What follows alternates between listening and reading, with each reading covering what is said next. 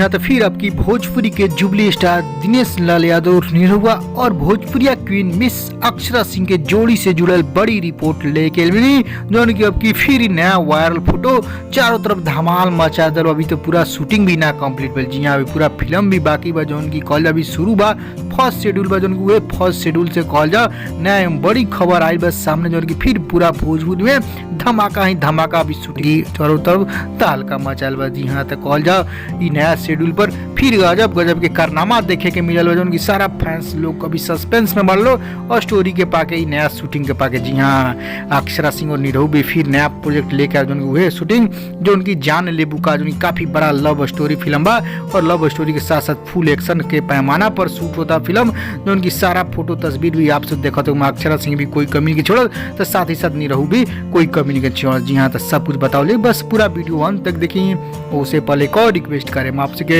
यदि आप भोजपुरिया आर्यन चैनल पर नया बानी जुड़े जरूर सब्सक्राइब कर लें और एक घंटी के आप जरूर दबा दें। जी हाँ तो एक से बढ़ के एक फोटो आप सब देखा तो कभी सैड कभी रोमांटिक कभी एक्शन में अवतार में सभी स्टार कास्ट देखा तो लो। और कल अक्षरा सिंह के जो निरहु की फिल्म बा जान लेबू का लगातार शूट हो रहा, उस शूट के वीडियो भी आउट भइल बा, जो भोजपुरिया इंस्टाग्राम पेज पे आप सब देखें वीडियो फोटो सब कुछ वहाँ मिली। 50,000 ज्यादा फॉलोअर वहाँ पे फॉलो कर दें भोजपुरी को, और सब न्यूज लाइव वीडियो मिलते रही वहाँ पे। जी हाँ तो कल ये अक्षरा ने निरहु को जान लेबू का के फर्स्ट शेड्यूल चलता, और बहुत जो लोकेशन चेंज होकर वाला कहें कि अब काफी दिन हो गए 5-7 दिन लगातार शूट पे शूट होता, कब व्यस्तता कारण निरहु अक्षरा अभी हाल फिलहाल निकलो लाइव आके अपन कुछ इंट्रोडक्शन कॉपर फिल्म के पाके। जी हाँ तो ये फिल्म के सूत्रों द्वारा खबर होता, ये फिल्म काफी लव पैमाना वे शूट होता जान लेबू का, जिधर फिल्म के टाइटल बहुत तरह काफी बढ़ चढ़ के में डायरी भी रही, स्टोरी भी कमाल करे। जी हाँ तो आप लोग जान जी लगातार शूट होता बहुत सेकंड शेड्यूल में जाई, तो लोकेशन बताओ जी कहाँ शूटिंग हुई तो सब कुछ बताएं। तो नया खबर कैसा लगा चारों तरफ वायरल, आप सभी खबर के चारों पर शेयर करिए, सभी लोग फैंस जान लो। अभी तो शूट होता पूरा फिल्म बाकी बा अभी।